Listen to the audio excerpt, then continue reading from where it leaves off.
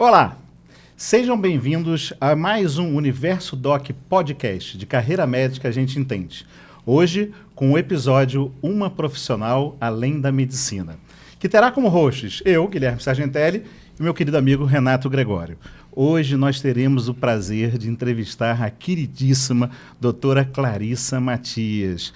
Clarissa, muito bem-vinda, mas antes eu vou dar alguns títulos de Clarissa. Oncologista do Grupo Oncoclínicas do Hospital Santa Isabel, pesquisadora do Instituto Oncoclínicas, primeira mulher brasileira a compor time global da Sociedade Americana de Oncologia Clínica, doutora em Medicina Interna pela Universidade Federal da Bahia e, o mais importante de todos, há muito pouco tempo, avó da Bel. Bom, todos esses títulos aqui fariam com que hoje Clarice falasse direto sem a gente precisar perguntar nada. Mas, Clarissa, seja bem-vinda e vamos conversar um pouco. Muito obrigada, Renato, muito obrigada, Guilherme. É uma honra estar aqui na DOC, né? Eu tenho uma admiração muito grande por todo o time, como vocês já sabem. Tá ótimo. Bom, Clarissa, então vamos começar. A gente sempre dá um título, hoje a gente usou essa questão de uma profissional além da medicina, mas eu queria que você começasse então falando dessa profissional. Quem é a Clarissa no ambiente profissional da medicina? Bom, então acho que até antes de ser avó de Bel, eu sou mãe de Maria Cecília, Roberto e Maria Luísa, que são três, uma estudante de medicina e dois médicos, e esse universo da medicina sempre me rondou, né? Meu avô era médico, então eu sempre tive uma admiração muito grande pela figura do médico, e desde sempre, assim, acho que desde que eu nasci eu já me entendia que eu seria médica. E eu tenho um imã de geladeira que eu coleciono que fala: se você gostar do seu trabalho, você nunca vai precisar trabalhar. E realmente é como eu sinto, assim, eu tenho uma honra tão grande em cuidar de pessoas e fazer isso no meu dia a dia com um consultório cheio, né, resolvendo problemas e tendo encontros com pessoas, que é muito maravilhoso, assim, eu acho que é uma honra muito grande eu consegui ser médica nessa encarnação. Genial, Clarissa. Eu já queria começar a perguntar muitas outras coisas, mas aí o Renato vai me cutucar aqui embaixo, que eu acho que ele ia querer perguntar alguma coisa. Renatão. Não, muito legal. Assim, primeiro, Clarissa, obrigado pela tua participação aqui. A gente ficou honrado com a sua presença. E assim, você inspira muita gente, né? Acho que quando a gente falou que você viria aqui, a turma aqui da DOC ficou todo mundo encantado, né? Porque, assim, além de competente tecnicamente, você traz uma outra energia para a saúde, né? Você traz uma preocupação, né? Uma entrega para o paciente ou para a saúde como um todo. De onde é que veio isso tudo, né? Vamos dizer assim, conjugar essa competência técnica como médica, mas também uma visão, que é até o próprio título nosso, Além da Medicina, né? de entrega ao paciente, de soft skills, da importância disso para a assistência, né?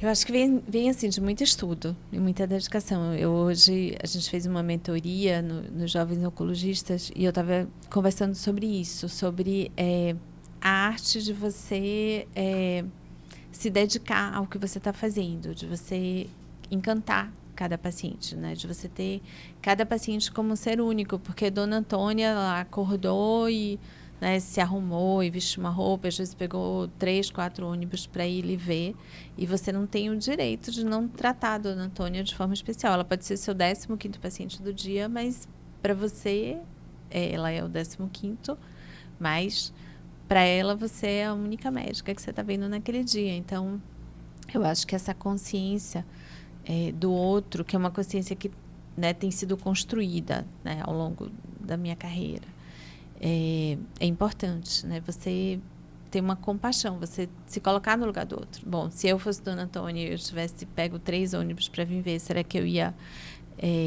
receber bem o fato de eu não estar recebendo a atenção que eu deveria? Então, acho que é muito por aí.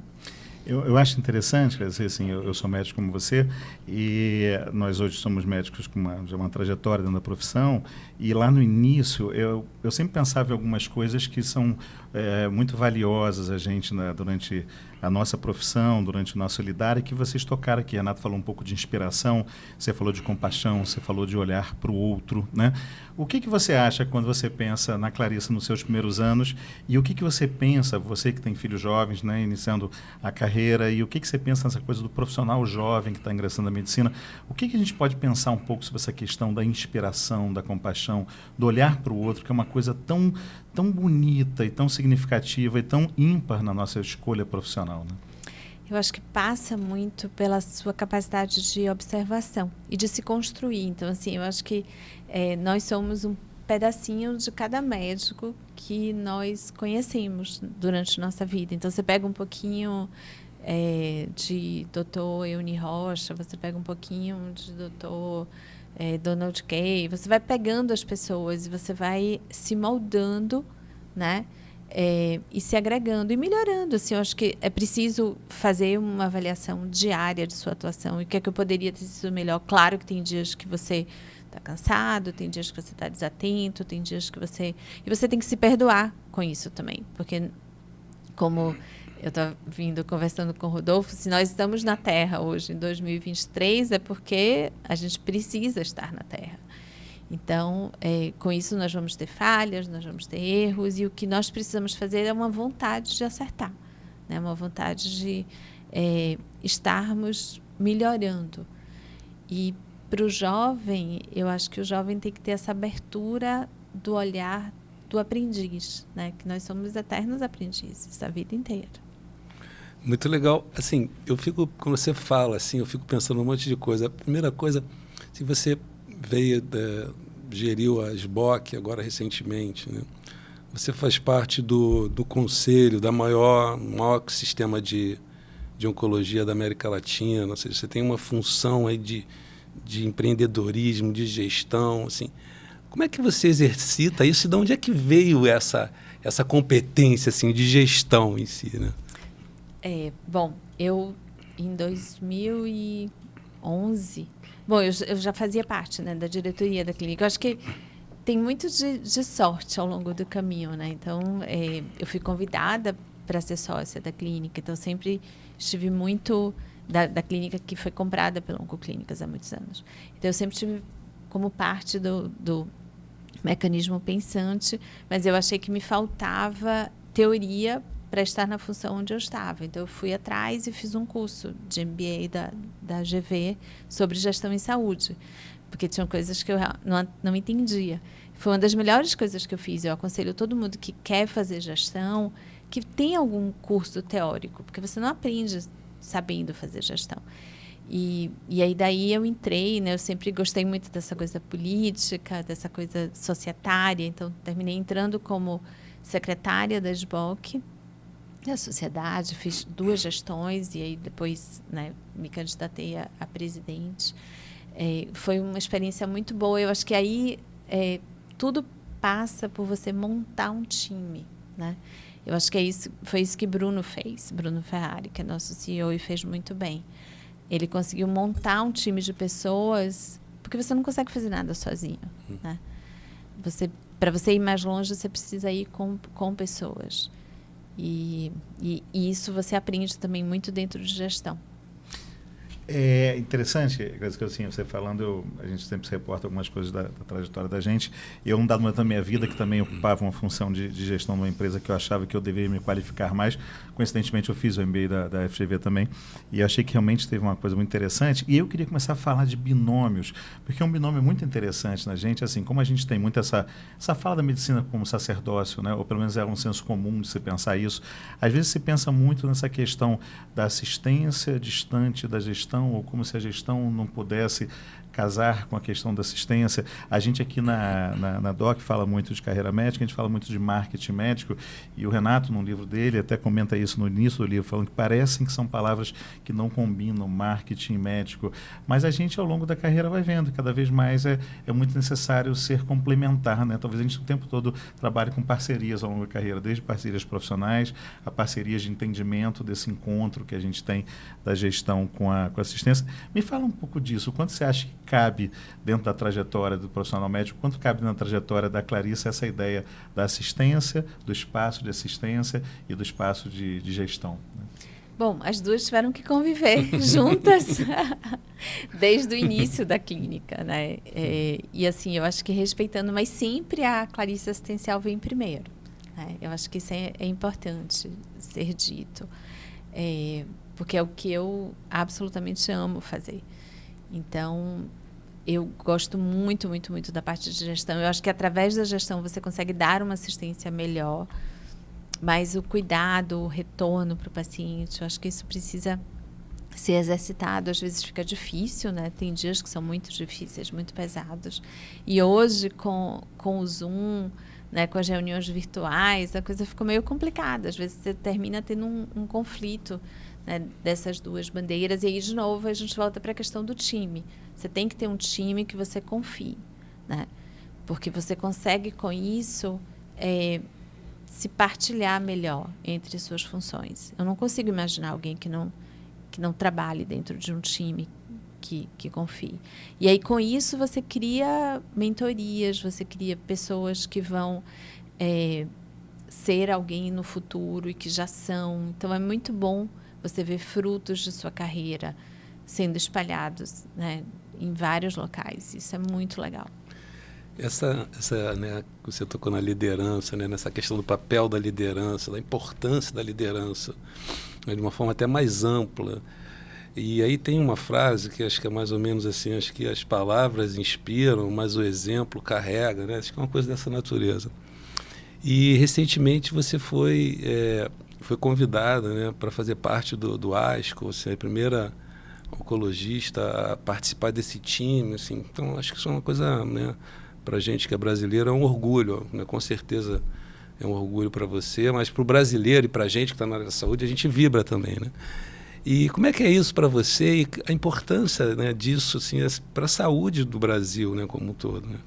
Então, para você ser convidado para se tornar FASCO, né, que é Fellow da Sociedade Americana, na verdade você precisa trabalhar. Então, cada pontinho, são 103 pontinhos, cada pontinho vem de participar de comitê, então não é fácil chegar a isso, demanda muito trabalho. E aí é o que eu sempre falo para as pessoas, não adianta, se você, por exemplo, é chamado para participar de um comitê, mas você falta reuniões, você não entrega o trabalho, você não responde aquilo que está sendo solicitado, você não vai ser chamado para o próximo comitê, porque as pessoas sabem quem trabalha e quem não trabalha. Então, a gente precisa ser fiel àquilo a que nós estamos nos propondo. Então, essa trajetória dentro da Sociedade Americana é uma trajetória que tem sido muito gratificante, né? Agora estou concorrendo para o conselho da ASCO. É muito legal a gente conseguir ser reconhecido fora do universo do Brasil. Mas às custas de muito trabalho também. Muito, muito, muito trabalho. Eu acho muito interessante, Clarice, quando eu te ouço falar, quer dizer, quando nós ouvimos falar aqui da DOC, a gente percebe muita legitimidade no que você diz. Renato usou uma frase agora, e eu que adoro poesia, adoro literatura, tem uma frase de uma das poesias de Fernando Pessoa que eu mais gosto, que ela começa com "para ser grande, ser inteiro", né? Sempre dá muita impressão que você é muito inteira, né, nas relações. E aí, nessa questão de ser inteiro, eu vou voltar às duplinhas, né? A gente, um pouquinho antes de conversar aqui, a gente sentava e falava um pouquinho sobre essa questão de que a medicina, de certa forma, é um grande encontro da ciência com a arte, né?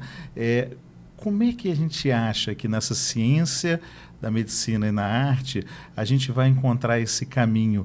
E aí eu vou deixar uma deixa para uma coisa que eu queria te perguntar muito, porque a gente começou a se encontrar, né, literalmente nos nossos encontros, através de um conceito da espiritualidade. E o que você entende que a espiritualidade traz para dentro desse conceito tão global e tão inteiro que é a gente poder pensar nessa parceria da ciência com a arte na medicina?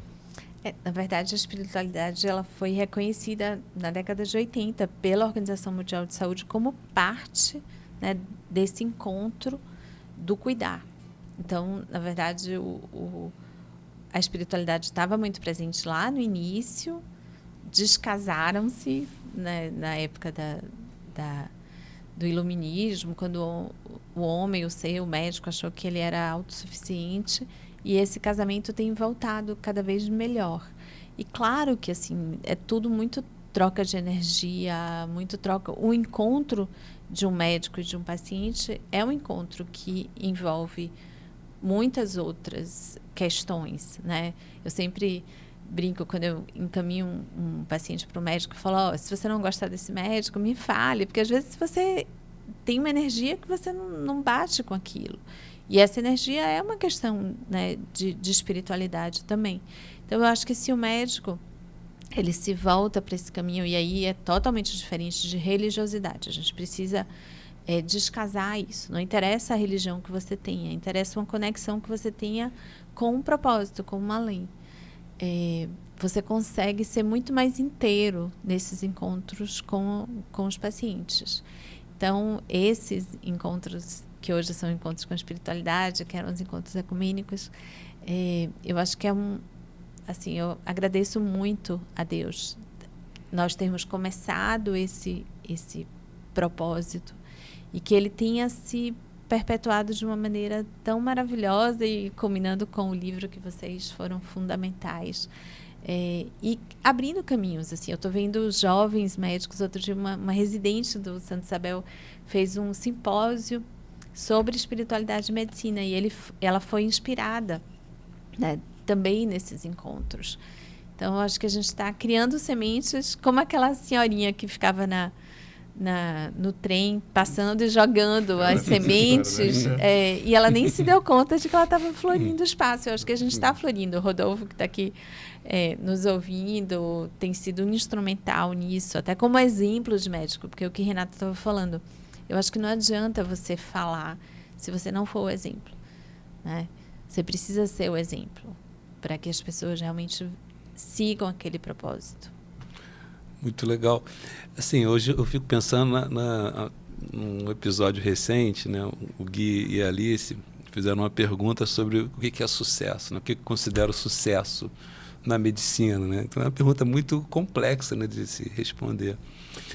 Mas assim, eu fico hoje olhando o jovem médico com rede social, né? Parece que existe uma febre aí de rede social e parece que o novo médico, se ele não está dentro disso, ele sente alguém fora, né? Parece que o mundo acontece ali, não acontece em outro lugar, quando na verdade a gente vê que é muito maior do que isso, o mundo é muito maior do que isso. E me parece que assim, existe muitas vezes um novo médico, ele busca esse sucesso tentando atalhos, achando que ele ter muitos seguidores vai ser sinal de sucesso, ele ter alguns resultados de curto prazo significam sucesso. Na sua visão para o novo médico, o que é sucesso, né? Bom, eu vou usar uma frase de um dos médicos que eu mais admiro na minha vida, que é o Dr. Marcel Machado. O Dr. Marcel é um grande cirurgião, ele ainda está atuando, ele foi da USP. E ele, uma vez, a gente conversando, pegamos um avião juntos, e ele falou, minha filha, 99% de sucesso é trabalho e 1% é sorte. Então, eu acho que assim, o sucesso é você realmente subir todos os degraus de uma escada.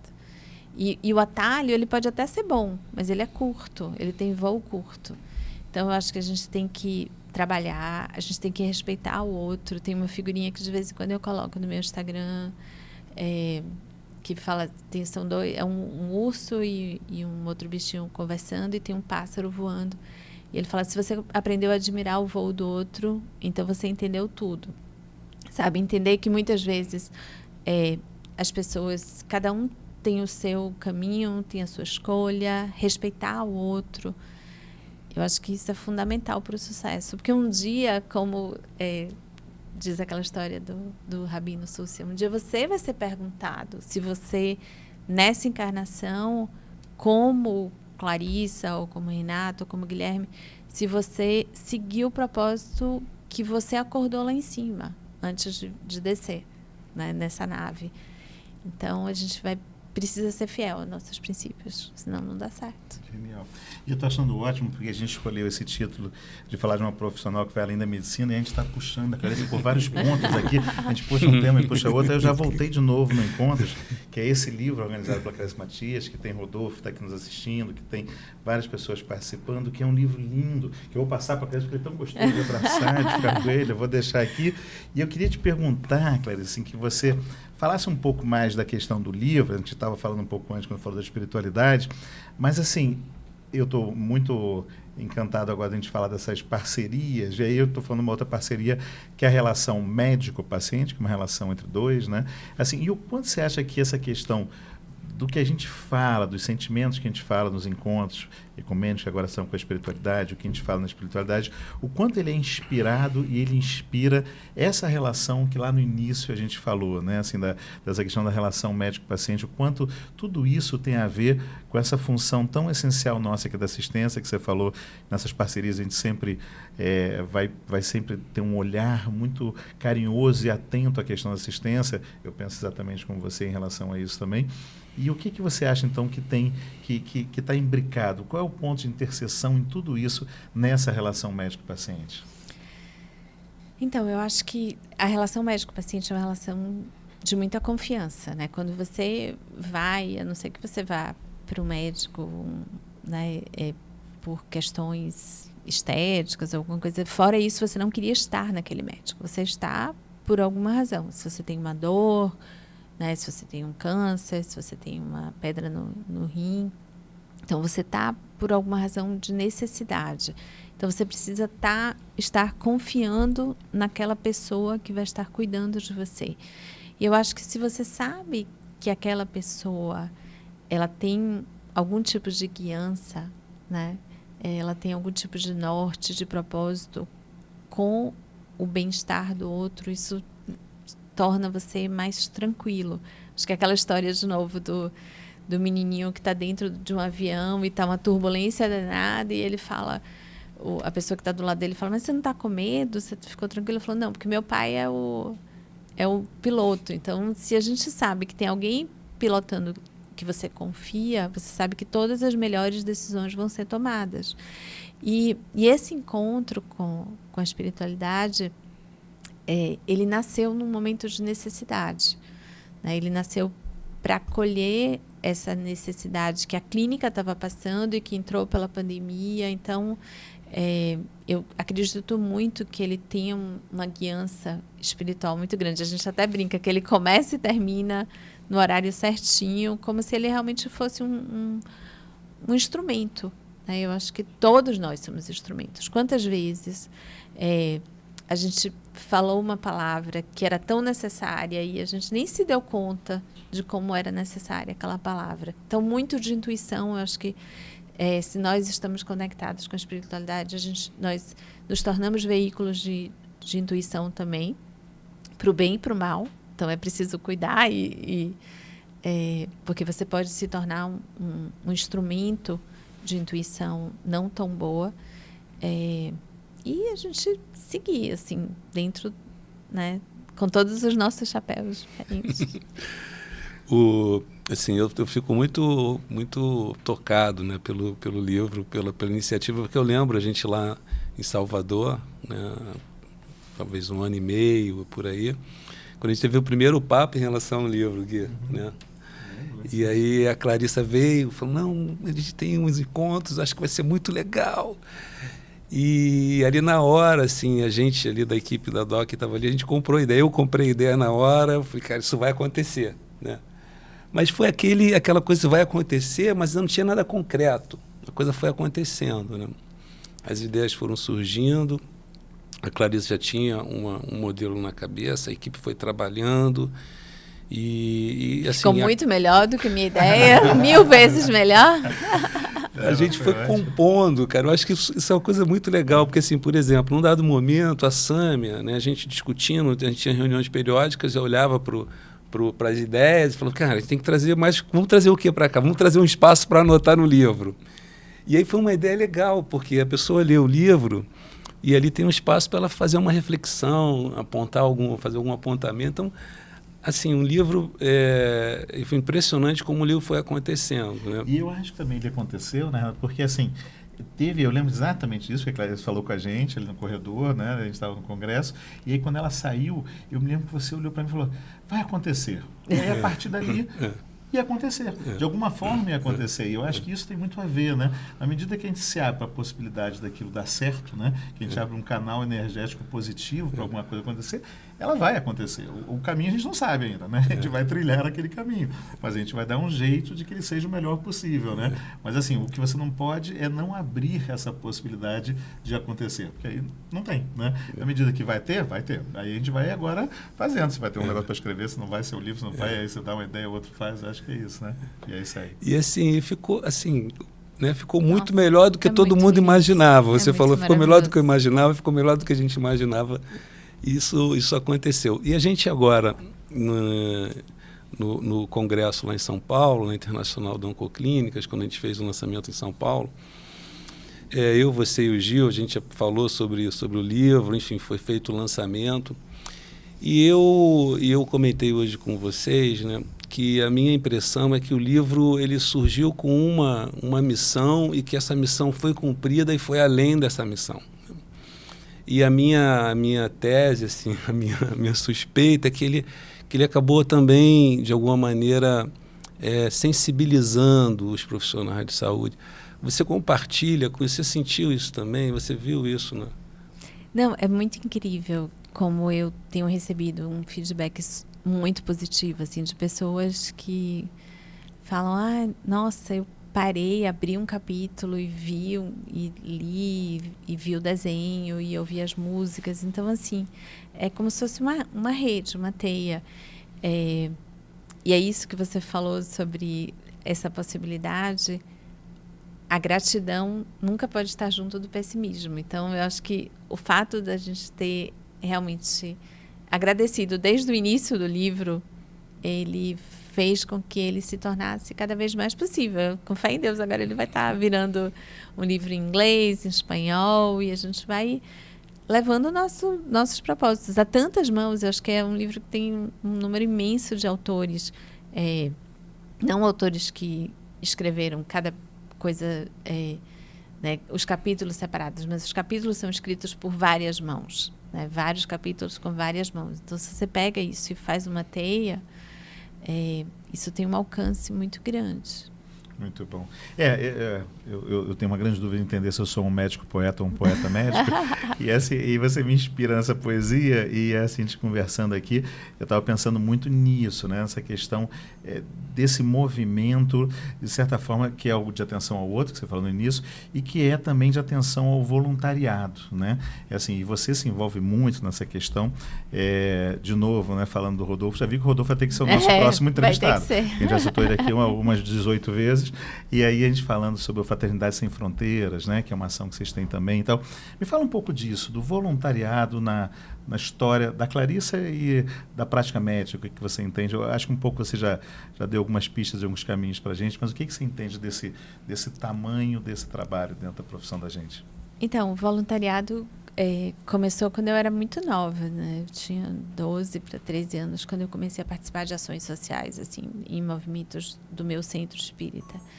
E eu acho que toda vez que você dá, você recebe tão mais do que você deu, assim, você sai tão pleno de recebimento, que eu não entendo porque que as pessoas não dão mais. É inacreditável, assim, toda vez que você se compartilha com alguém, você cresce muito. Então, eu tenho realmente cultivado esse hábito, ter conhecido, né, o Fraternidade através de Rodolfo e essa ação que nós fizemos lá em Salvador, na Mansão do Caminho, que é, para mim, um dos maiores exemplos de doação que existe. É a doação de toda uma vida, que é a de Divaldo Franco, em prol do outro, assim, em prol do bem-estar do outro, né? Então, eu acho que cada vez que alguém fala assim, Deus lhe abençoe, a gente precisa acreditar que aquele Deus lhe abençoe vem com uma carga muito grande de proteção, sabe? De invisibilidade para o mal. Então, a gente precisa cultivar mais o voluntariado. E estar hoje na Santa Casa, que me possibilita exercer muito esse voluntariado, tem sido um exercício muito maravilhoso, assim, uma oportunidade de vida. E é a gente se agarrar a todas as oportunidades.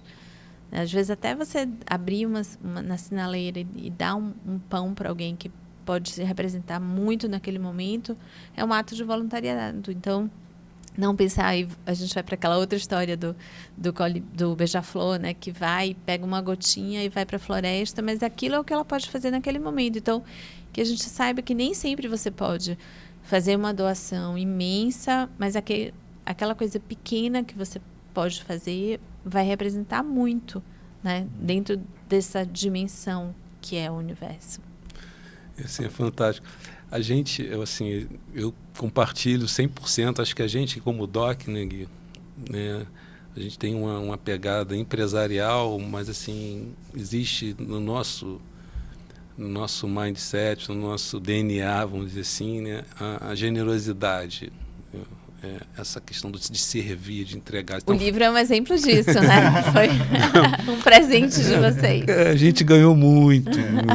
Então, assim, a gente, às vezes, de vez em quando, acontece algumas coisas aqui na DOC e o pessoal, cara, o Renato tá maluco, que o Renato tá fazendo isso. Não foi em relação ao livro, mas em relação a outras coisas. Assim, eu falei, cara, o cara tá doido. Eu falei, cara, você que fazer muito legal. Vamos... Pô, Renato, se tivesse um sócio aí, o cara já teria te mandado para o espaço. Se tivesse um conselho aqui, já teria te explodido. Como é que tu justifica isso com os números? Né? Não tem número ali, né? Tem uma sensação de propósito. Acho que é um pouco isso. E assim, a gente que acompanha a saúde, né? Cada vez eu vejo mais nessa relação líquida, as pessoas querendo se comprometer cada vez menos, assim, pelo menos uma ideia de que esse compromisso não é bom, né? E a gente estava conversando um dia aqui sobre essa questão da relação médico-paciente, não sei se foi com o Daniel ou com o Márcio, mas e justamente assim, eu vejo isso como o maior ativo, né, do médico, ou seja, cada vez mais aquele que conseguir se conectar, aquele que conseguir ter isso que você falou, né, servir, entregar, ele vai ter, né, mais sucesso, inclusive, né? E então assim eu fico muito feliz de ouvir as suas palavras e assim isso, né, é uma coisa que eu acredito muito. Vem de família, eu tenho, né, ninguém conhece minha família, minhas tias, minha mãe, sabe que isso vem deles, não vem de mim, né, vem da nossa família como um todo. Agora indo para um aspecto assim de mercado, né, uma coisa mais capitalista, vamos dizer assim, da saúde. Como é que você vê o mercado da oncologia para o novo médico? É um mercado... Como é que está a perspectiva desse mercado? Está crescendo? Como é que você vê? Então, é um mercado preocupante, porque hoje a gente tem um número imenso, né, de pessoas saindo de programas de residência. É preciso uma especialização extra para você, o que demanda também, né, mais tempo, mais trabalho, diferentemente do mercado, por exemplo, nos Estados Unidos, onde existe uma falta muito grande. Então, eu acho que o oncologista brasileiro ele tem que começar, inclusive, a se abrir para outros mercados, já que a gente conseguiu, através de programas de residência excelentes, formar médicos que são altamente competitivos e que brilham, né, na Europa, nos Estados Unidos. Então, a gente tem que pensar nisso. Até uma coisa que eu tenho discutido com a ASCO, de como a gente poderia fazer o sponsorship de alguns desses jovens oncologistas que querem fazer uma carreira fora daqui, porque aqui você tem né, a gente tem um mercado no Brasil muito complicado, onde somente 30% do mercado é de saúde suplementar. O SUS tem uma série de problemas, então eu acho que é um mercado preocupante. De novo, quem quer trabalhar e quer se dedicar vai ser recompensado por isso, né? Porque é aquela coisa que eu sempre dizia, que quando eu voltei da residência, eu trabalhei no hospital por um salário muito pequeno, mas eu ia para aquele hospital, né, com a mesma vontade, garra que eu ia para a clínica, onde eu era melhor remunerada. Então, assim, é você colocar independente da sua, do seu nível de remuneração. É você colocar o mesmo amor no trabalho, porque isso lá na frente vai ser reconhecido. Agora, Clarice, assim, eu queria só esticar um pouco essa pergunta. Renato começou falando um pouco, né, da tua área, da oncologia, mas assim, a gente aqui na DOC tem materiais para as diversas características dos médicos, para perfis diferentes de médicos, mas eu particularmente sempre me envolvo muito com a questão do jovem médico, sempre me interessa muito. Interessa a DOC, a mim particularmente, na minha função assistencial. Recentemente eu assumi no hospital que eu trabalho a vice-coordenação da residência médica, então eu sempre me preocupo muito com os residentes. O que você vê, assim, aquela conversa assim de médico para médico, ou entre médicos, ou conversando, o que você vê assim, qual é o cenário que a medicina se apresenta? A gente que, eu às vezes quando converso com médicos assim, né, próximos a mim, a gente sempre fala, engraçado, a gente tinha aquela expectativa, era assim, engraçado, algumas coisas que são bem correspondidas, outras mal correspondidas. O que você olha? Quando você olha para frente, você vê o que na medicina, assim? Eu acho que a gente vai ter uma retomada do papel humano do médico, sabe? Com a chegada da inteligência artificial, isso a gente tem discutido muito. Inclusive, tivemos um evento da ASCO essa semana discutindo inteligência artificial. Acho que não tem como você negar que ela está aí, que ela chegou. E quem souber incorporá-la da melhor maneira e tirar proveito dela, vai conseguir navegar nessas águas novas, porque vão ser águas novas, assim, né? Então, esse toque humano que a máquina nunca vai ter, ele precisa ser cultivado, né, para ontem. Então, a gente vai ter algoritmos que vão lhe dizer o que fazer, mas como fazer, a máquina não vai poder te falar, né? Esse toque humano, esse olho no olho, a máquina nunca vai poder lhe dar. Então, a gente precisa cultivar isso. E é isso que me preocupa, porque as novas gerações, elas vivem dentro de expectativas que nem sempre mimetizam o que é a realidade. Então, você termina tendo um pêndulo rodando por um lado muito complicado, né? Então, esse comprometimento com o indivíduo, com o sofrimento do indivíduo, você se colocar, compaixão quer dizer isso, né? Você se colocar no lugar do outro. E o médico precisa aprender a fazer isso. Perfeito. Ou reaprender. Você tinha comentado essa questão das oportunidades, né, que existem no mundo, né? O Brasil acaba sendo uma ilha, né? Eu vejo, não sei se por uma questão geográfica, da língua, são poucas as iniciativas, assim, pelo tamanho, né, do volume de médicos que a gente tem no Brasil, da qualidade de medicina que a gente faz no Brasil de uma maneira geral. A gente sai pouco, né, Gui? A gente vai pouco para fora. Casos como o seu são exceções, assim. Você vê essas oportunidades, assim, do oncologista brasileiro, né, ter essas iniciativas de buscar essas questões. Como é que você... Isso é uma coisa que o brasileiro realmente procura pouco. Nós fazemos análise de grants de pesquisa e o número de jovens pesquisadores brasileiros é muito inferior, talvez por uma questão de educação. Então, cabe, né, à sociedade educar em relação a isso e ajudar a criar essas oportunidades mesmo, né, diante de tantas portas que existem abertas. Uhum. Clarice, tem um camarada chamado Tempo, que às vezes ajuda a gente, às vezes atrapalha, e no podcast ele se apresenta às vezes, então assim, o tempo do podcast não é o tempo da conversa, que iria muito, muito longe, daqui a pouco a gente vai terminar. E a gente tem uma brincadeira que a gente geralmente faz, mas a gente nem preparou dessa vez, que é o ping-pong, a gente vai perguntando no final umas perguntas assim meio fora da caixa, meio pouco padrão, né? Então me veio na cabeça assim, o que a Clarissa de hoje, é meio clichê essa pergunta, mas eu gosto tanto dela, né? Falaria para a Clarissa que estava começando, valeu, não valeu, faz isso, não faz, repete, faz aquilo. O que você falaria para você mesma? Eu acho que valeu, assim, valeu,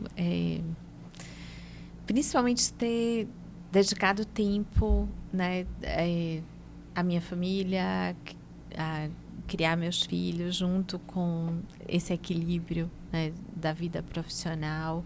Isso me custou muitas horas muitas noites de pouco sono, mas eu acho que valeram, né?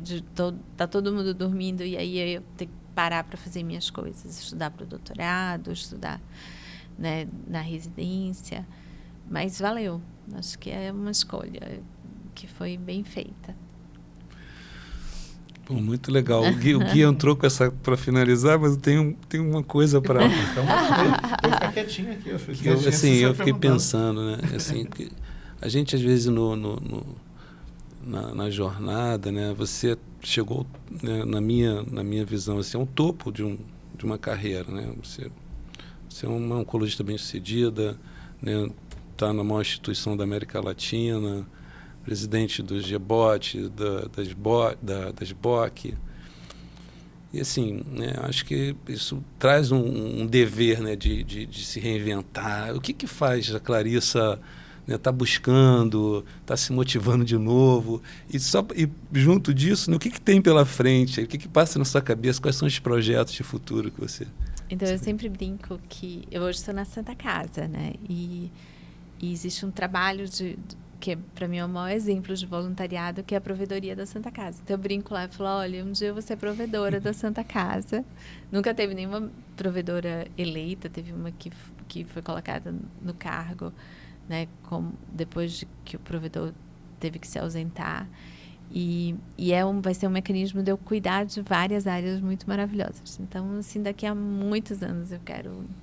Porque eu acho que a gente está de passagem na Terra. E quando nós passarmos, que o nosso nome seja lembrado como plantadores de sementes. Então, eu acho que vai ser uma boa maneira de plantar sementes, terminando na provedoria. E sendo avó, não só de Bel, mas de todos que vierem. Verdade. Eu tenho que perguntar para o amigo Roxo se ele quer perguntar mais alguma coisa. Então, eu queria te perguntar, para a gente finalizar, assim, o que apesar de a gente ter perguntado tanta coisa e saber que faltou tanta coisa, o que a gente não te perguntou? O que você queria falar para a gente, assim, mais um pouco? Quando é que a gente vai começar o segundo livro? Perdoa, Karina, mas a gente queria te agradecer. É uma alegria ter você sabe disso, uma alegria muito legítima, que vai muito além, né? Parafraseando o nosso capítulo de hoje, vai muito além só dessa questão do âmbito do que a gente discute medicina, que já não é um só, já é um mundo e um universo grande. Mas a gente tem uma alegria enorme de estar compartilhando com você, de estar presente. A gente citou muito o Rodolfo, mas às vezes que eu fui à Bahia, eu fui assistir a missa com o Padre Lázaro na Sala do Rosário dos Pretos, e aí estava com Catinha, e aí, naquele momento que é tão linda, eu achei aquela missa uma das missas mais lindas que eu já assisti, assim, eu vi que exatamente é isso, né? Assim, o mundo é feito de tantas oportunidades, tantas coisas, tantas parcerias, tantas alianças, tanto tudo, e que o importante de tudo isso é a legitimidade. Então, que você se sinta legitimamente abraçada por todos nós, porque a gente entende, assim, todo o teu valor na medicina, no que você propõe, e Rodolfo, que nos assiste, que vai vir daqui a pouco para a gente marcar depois com ele. Mas a gente está muito feliz de falar. Se o Renato quiser falar mais alguma coisa. Eu queria também agradecer a Clarissa, assim, né? Para a gente é uma honra, um prazer muito grande. A equipe está super, né, motivada, e te agradecer, né, o teu exemplo, o teu carinho aí com a gente também.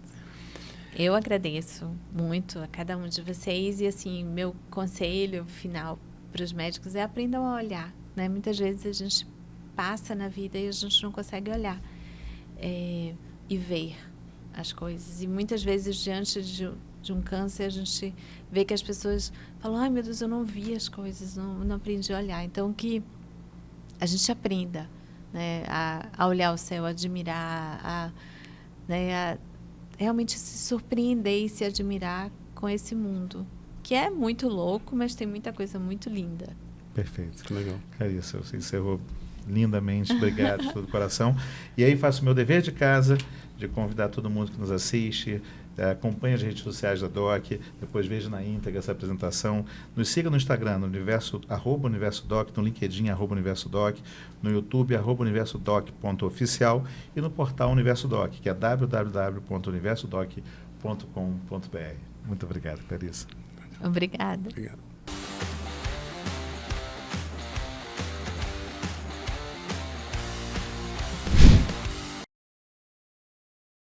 Olá! Gostou desse vídeo? Então não se esqueça de se inscrever no canal, curtir, compartilhar e clicar no sininho para não perder nenhuma das atualizações aqui da DOC. Além disso, você pode acompanhar todos os episódios do Universo Doc Podcast através da nossa playlist aqui no YouTube e também no Spotify.